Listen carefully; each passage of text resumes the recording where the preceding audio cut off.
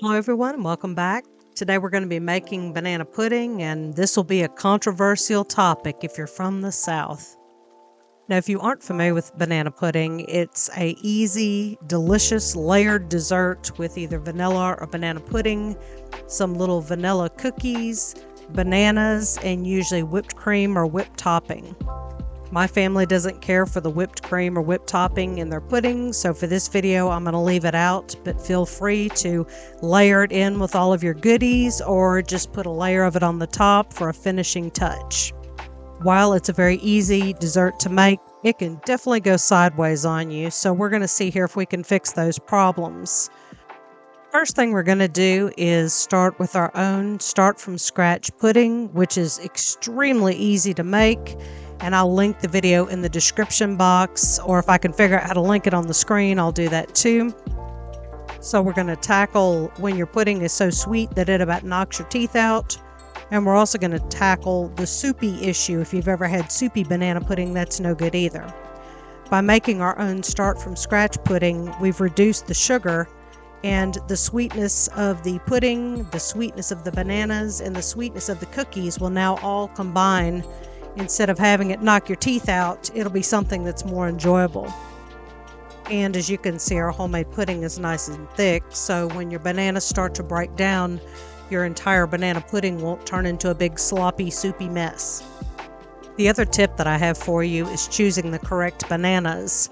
Now, while those really black, dark, spotty bananas are great for making banana bread, they are terrible in banana pudding, and they will cause little watery brown blobs to be floating around in your delicious pudding, and nobody wants that.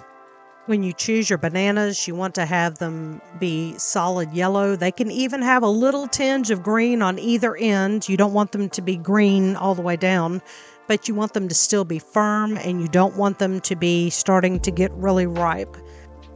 When bananas come in contact with the air or with something that's sugary, they'll start to break down. So what you're trying to do is hold off that process as long as possible. You want them to remain like nice, fresh, firm little pieces of banana in your pudding, and that makes it so much more enjoyable. And if I were taking this to a gathering or a party, I would add in some layers of homemade whipped cream and add a layer of homemade whipped cream to the top as a finishing touch, because that is how traditionally banana pudding is served, with the whipped topping or the whipped cream. Now, to make your own homemade whipped cream, it is extremely easy, and I would highly suggest you do that over, say, something like Cool Whip. But you basically add your heavy whipping cream to your mixer with your whisk attachment, and if you have a couple cups, I would maybe add a couple tablespoons of powdered sugar to that, and it'll give it just a little nice light sweetness, and maybe add a teaspoon of vanilla and whip it until you get soft peaks. And that's all there is to it. Final step in your banana pudding is simply just to cover it with plastic wrap and place it in the fridge overnight.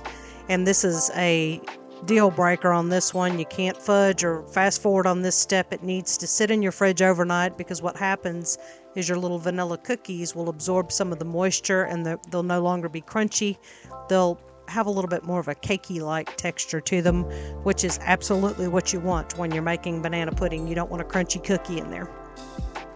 When I was younger, I used to always make this with Cool Whip or with instant pudding, and when I finally switched over and started making my start from scratch pudding, I was really floored at how much better it was.